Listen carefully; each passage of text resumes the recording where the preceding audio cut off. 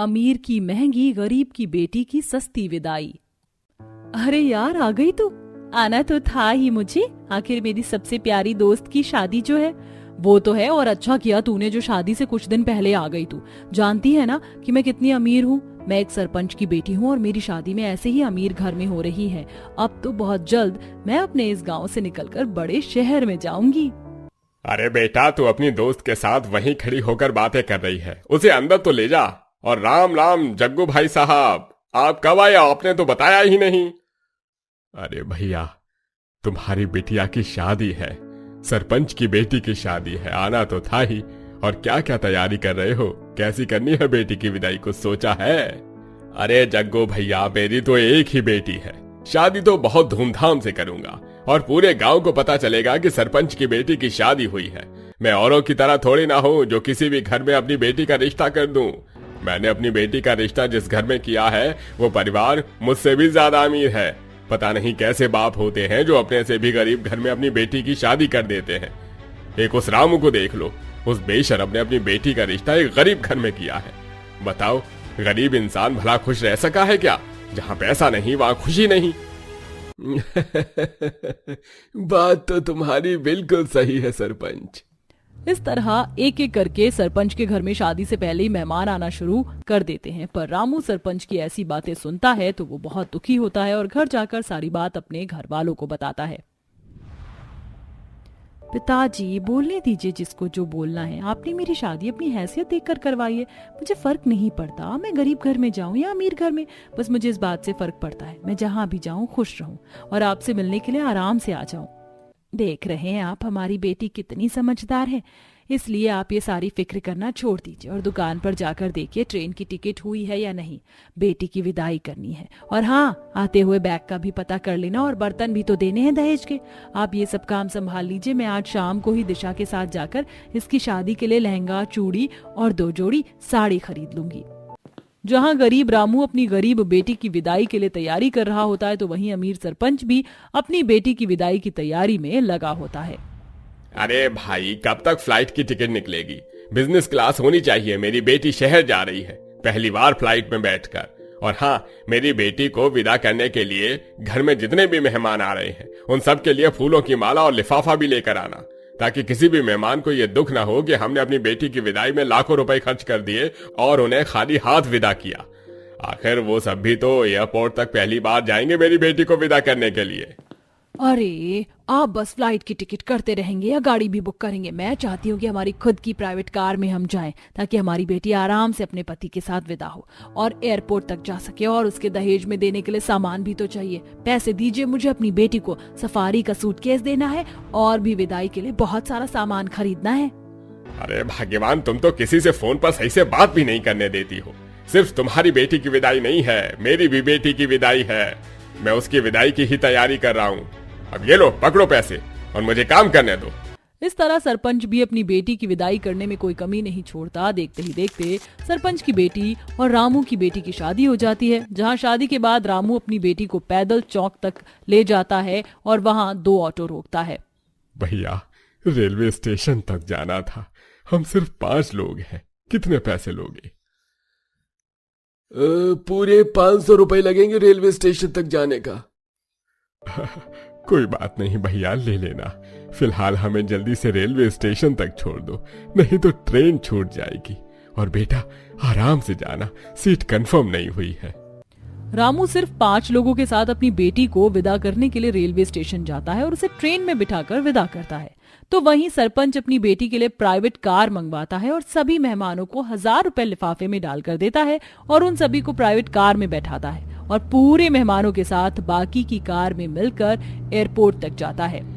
बेटा, शायद ही किसी बाप ने हमारे गांव में इतनी महंगी विदाई करी होगी अपनी बेटी की, जितनी महंगी मैं तेरी विदाई कर रहा हूँ। पर अब इससे आगे मैं नहीं जा पाऊंगा। जल्दी फूलों की माला पहनाओ मेरी बेटी दामाद को और आराम से अपने ससुराल जाना बेटा। और दामाद जी, मेरी बेटी का ख्याल रखना। जी पापा जी। अरे जा ऋचा बेटी अपने ससुराल, और यहाँ से अब तेरी जिंदगी की नई उड़ान भरेगी। इस तरह सरपंच अपनी बेटी को फ्लाइट से विदा करता है और रामू ट्रेन में। और जब ऋचा अपने ससुराल जाती है तो वह अपना बड़ा घर और घर के नौकर चाकर देखकर बहुत खुश होती है। तो वहीं बेचारी दिशा अपना छोटा सा घर और गिनती के 4 लोग देखती है। मेरा छोटा सा ससुराल, अब बस मैं यहाँ सभी को खुश रख सकूं और अपनी जिम्मेदारी अच्छे से निभा सकूं। बहू, मैं समझ सकती हूँ, तेरा घर इससे बड़ा था, तू बड़े घर से छोटे घर में आ रही है, कैसे एडजस्ट होगी, यही सोच रही है ना? पर तू फिक्र मत कर, हम तेरी खुशियों का बहुत अच्छे से ध्यान रखेंगे। आजा बहू, यही अब तेरा घर है। आज से पहले तो तूने इतना बड़ा घर देखा नहीं होगा और कल से ही घर के कामों में लग जाना। बहू की जिम्मेदारी होती है अपने ससुराल को संभालना। निभा पाएगी ना अपनी सारी जिम्मेदारियों को? हाँ माँ जी। अच्छा तो फिर ठीक है, नौकर कल से तुम सबकी छुट्टी, आप किसी को भी कल से यहाँ आने की जरूरत नहीं है। अब मेरी बहू आ गई है इस घर को संभालने के लिए। आखिर सरपंच की बेटी है, अच्छे से ही घर की जिम्मेदारी निभाएगी। मुझे अपनी बहू पर पूरा भरोसा है। पहले ही दिन अपनी सास का ऐसा बर्ताव देखकर ऋचा को बहुत बुरा लगता है। अब समय यूं ही गुजरता है और धीरे धीरे जो ऋचा घर के किसी भी काम को हाथ नहीं लगाती थी, वो अपने ससुराल में नौकरों की तरह काम करती है और गलती होने पर अपने पति की मार खाती है। एक काम सही से नहीं होता तुमसे, कितना नुकसान करती हो हमारा। तेरे माँ बाप ने तुझे कुछ सिखाकर नहीं भेजा है क्या? माफ कर दो, वो गलती हो गई, मारना मत, मैं आगे से ऐसी गलती दोबारा नहीं होने दूंगी। तुझे क्या लगता है तू ऐसा बोलेगी और मैं तुझ पर दया खा लूंगा? इतना बोलकर ऋचा का पति उसे मारने लगता है। जहाँ एक तरफ ऋचा की हालत बद से बदतर होती जा रही थी, तो वहीं दिशा अपने गरीब ससुराल में बहुत खुश थी। अरे दिशा, हर समय तुम काम करती रहती हो। छोड़ो, आज मैं तुम्हारे लिए खाना बनाता हूँ और कल हम घूमने के लिए चलेंगे। मैं कल तुम्हें अपने सारे खेत दिखाऊंगा। उसके बाद हम लोग मेला चलेंगे और खूब मजे करेंगे। तुम जब से यहाँ आई हो कहीं नहीं गई, बस घर के कामों में लगी रहती हो। क्या आप खाना बनाएंगे? अगर माँ जी ने देख लिया तो वो क्या सोचेंगी? बहू, मैं क्यों कुछ गलत सोचूंगी, बिल्कुल सही कह रहा है मेरा बेटा। तू इस घर की बहू है, कोई नौकरानी थोड़ी ना जो खुद ही सारे काम करती रहेगी। कभी कभी अपने पति से भी काम करवा लेना चाहिए। अपने ससुराल वालों का प्यार देखकर दिशा बहुत खुश होती है। देखते ही देखते 6 महीने बीत जाते हैं और दिशा को पता चलता है कि वह गर्भवती है। तो वहीं दूसरी ओर अब ऋचा का पति ऋचा से परेशान हो जाता है और उसके हाथों में तलाक के पेपर थमाते हुए उससे कहता है, ले तलाक के पेपर, पकड़ और निकल जा मेरे घर से। मैं तुझे और बर्दाश्त नहीं कर सकता। मैंने सोचा था गांव के सरपंच की बेटी लाऊंगा और वो जाकर घर के सारे काम संभालेगी, मेरी और मेरे माँ बाप की देखभाल करेगी, पर तेरी बस की तो कुछ नहीं है। हम तुझ जैसे बोझ को अपने पास नहीं रख सकते। निकल जा हमारे घर से। अब बेचारी ऋचा हाथों में तलाक के पेपर लिए रोती हुई लोकल ट्रेन में बैठती है और ट्रेन के धक्के खाते हुए पैदल ही अपने घर आती है और सरपंच के गले लगकर फूट फूट कर रोती है और सारी बात बताती है। पापा, आपने मेरी विदाई में इतने पैसे खर्च किए, मुझे इतने अमीर घर में भेजा, पर मैं वहाँ बिल्कुल भी खुश नहीं हूँ। देखो ये चोट के निशान, उन सब ने मेरी क्या हालत कर दी है। मैंने अपने ससुराल वालों को खुश करने के लिए क्या कुछ नहीं किया, पर फिर भी उन्होंने मुझे तलाक दे दिया और घर से निकाल दिया। मैं अमीर होकर भी खुश नहीं हूँ। तभी सरपंच की नजर रामू की बेटी पर पड़ती है, जो अपने पति के साथ घर आती है और घर के बाहर ही अपने पिता से कहती है, पापा, मैं अपने ससुराल में बहुत खुश हूँ। भले ही हम 2 पैसे कम कमाते हैं और सस्ती चीज खाते हैं, पर फिर भी हम बहुत खुश हैं। मेरा पति मेरा बहुत ख्याल रखते हैं और मैं गर्भवती हूँ, इसलिए उन्होंने 2nd क्लास सीट ट्रेन की बुक की और मुझे यहाँ लेकर आ गए आप सबके पास। दिशा की बातें सुनकर उस दिन सरपंच को एहसास हो जाता है कि पैसे से सब खरीदा जा सकता है सिवाय खुशियों के। माँ, हाँ, आप ठीक तो है ना? आपको तो तेज बुखार है। माँ, आप ये कंबल ओढ़ लो, आपको बहुत ज्यादा बुखार है। कोई बात नहीं, हम सभी इस कंबल को ओढ़ लेते हैं। मुझे बुखार है तो क्या हुआ, तुम लोगों को भी तो जरूरत है ना कंबल की। तीनों माँ बच्चे कंबल ओढ़कर लेटे होते हैं। तभी वहाँ सीमा का पति नरेश आता है। अच्छा, तो अब तुम माँ बच्चों ने मिलकर मुझे ठंड में मारने का फैसला लिया है, हाँ? ये आप कैसी बातें कर रहे हैं? अरे मरे आपके दुश्मन, हम क्यों आपको मारना चाहेंगे? आप बिना नशे में कुछ भी बोलते जाते हैं। अच्छा, मैं नशे में कुछ भी बोलता जाता हूँ, लेकिन तुम लोगों की हरकतें बहुत सही है ना? हाँ पापा, माँ को बहुत ज्यादा तेज बुखार है, आप माँ को ये कंबल ओढ़ लेने दो। उनको बहुत ठंड लग रही है, उनकी ज्यादा तबीयत खराब हो जाएगी। आप बच्चों को ही कंबल ओढ़ लेने दीजिए, बाहर ठंड बहुत ज्यादा है। वैसे भी बच्चे बहुत नाजुक हैं, उनको ठंड लग जाएगी तो हम कहाँ लेकर भागते रहेंगे। मुझे फर्क नहीं पड़ता तुम में से किसी से भी, मुझे ठंड लग रही है और ये कंबल मुझे चाहिए, लाओ मुझे दो। अरे बच्चों के सामने तो ऐसी हरकतें मत किया कीजिए ना, बच्चों के बारे में भी तो सोचिए। आप पी कर आ गए, ऊपर से ऐसे लड़ाई कर रहे हैं।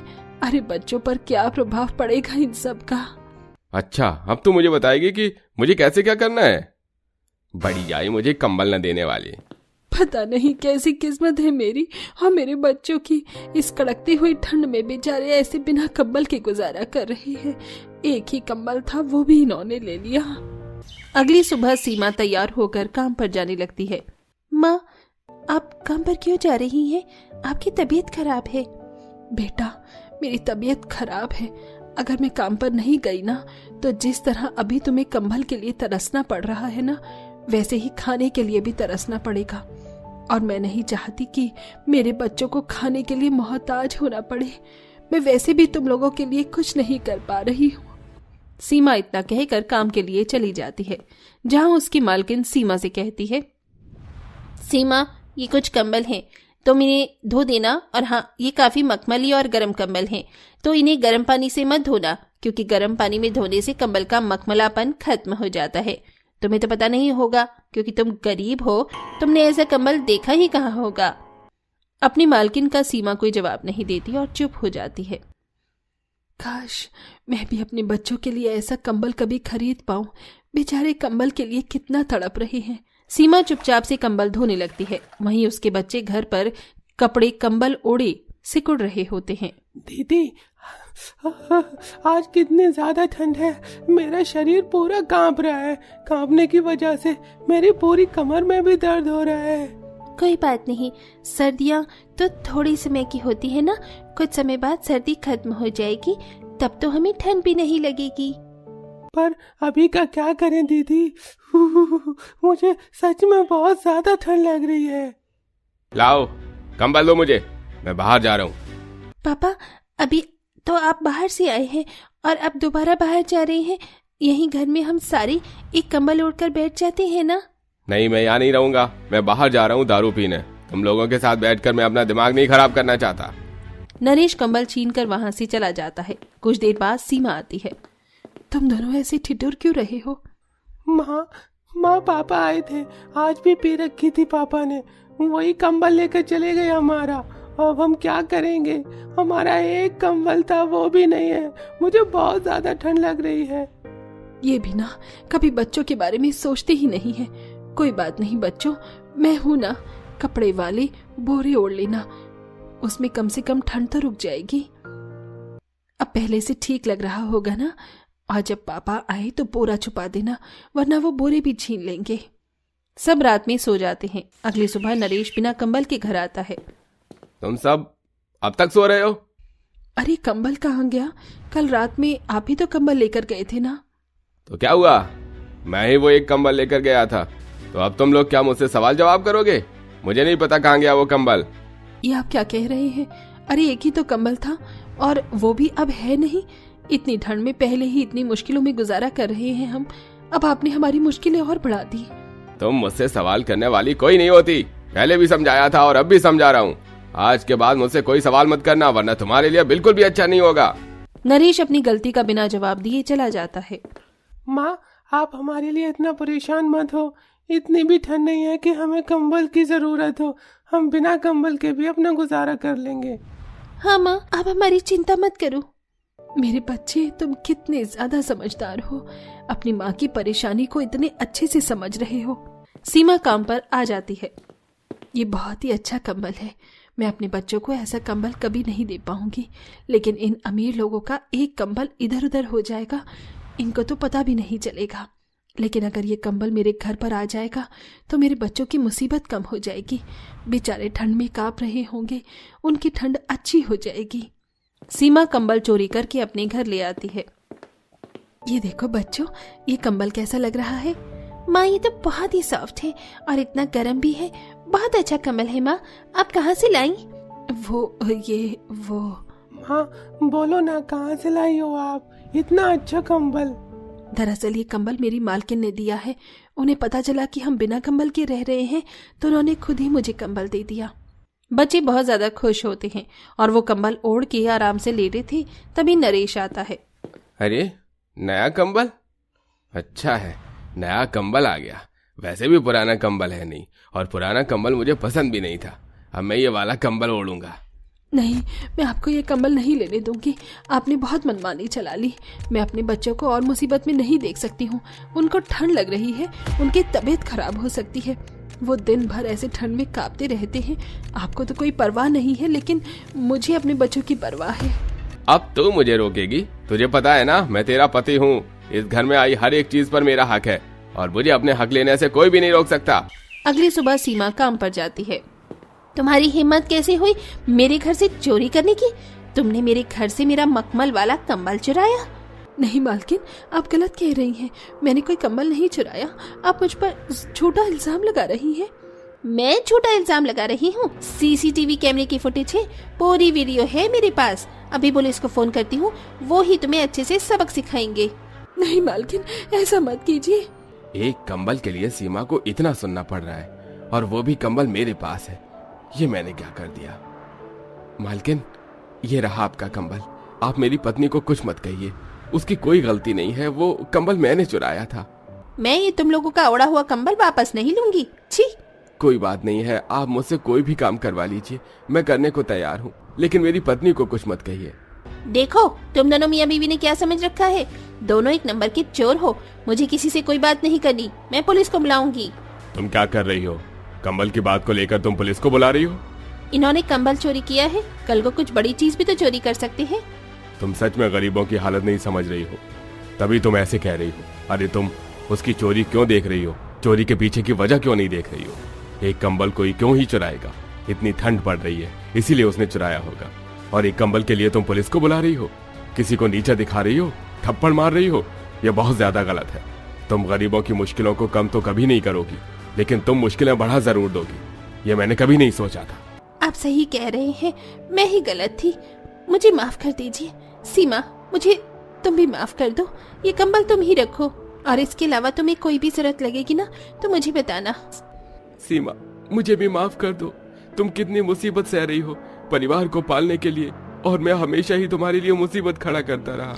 अनीता देवी और नरेश दोनों को ही अपनी गलती का एहसास होता है, जिसके बाद वो सीमा से माफी मांगते हैं और अंत में ठंड में सीमा के पास अच्छा कंबल होता है।